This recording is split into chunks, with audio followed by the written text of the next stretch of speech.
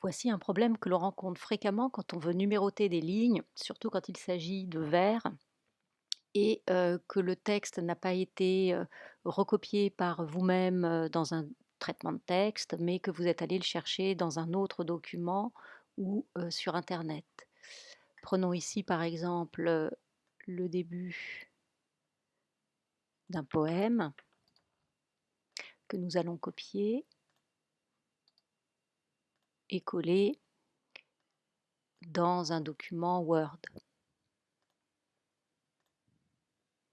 Donc la procédure traditionnelle pour numéroter des lignes, on va dans Documents, dans Numéros de ligne, ajouter les numéros de ligne, de 5 en 5, recommencer à chaque section puisque vous pouvez avoir la plupart du temps des documents sur plusieurs pages en ayant à recommencer la numérotation de lignes pour chaque texte, un texte par page. Donc quand on a ce genre de problème, à savoir le vers 4 qui s'intitule numéro 5, on procède ainsi. On va toujours dans Format, mais cette fois-ci dans Paragraphe. Nous sommes dans les sauts de section et les lignes, et on clique sur Supprimer les numéros de ligne sur le paragraphe en question, le paragraphe étant le titre. On procède de même pour les lignes blanches, les lignes vierges qui séparent les strophes. Et c'est là que peut intervenir un problème qui va tout vous faire disparaître.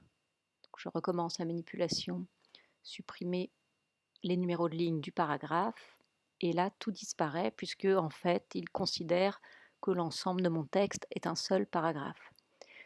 Pour faire apparaître le problème, on affiche les caractères invisibles et on se rend compte en effet qu'une charogne est bien un paragraphe, mais qu'ici nous n'avons pas de paragraphe.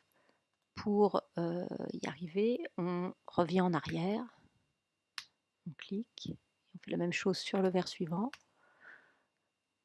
et là on a bien un cycle de paragraphe, même chose ici,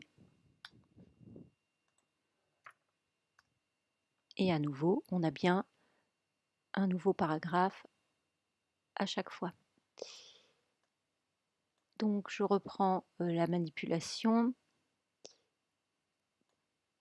je reviens sur paragraphe qui était en fait ciblé sur tout mon texte, et je recommence là où je veux supprimer des numéros de ligne, à savoir le titre et les sauts de ligne.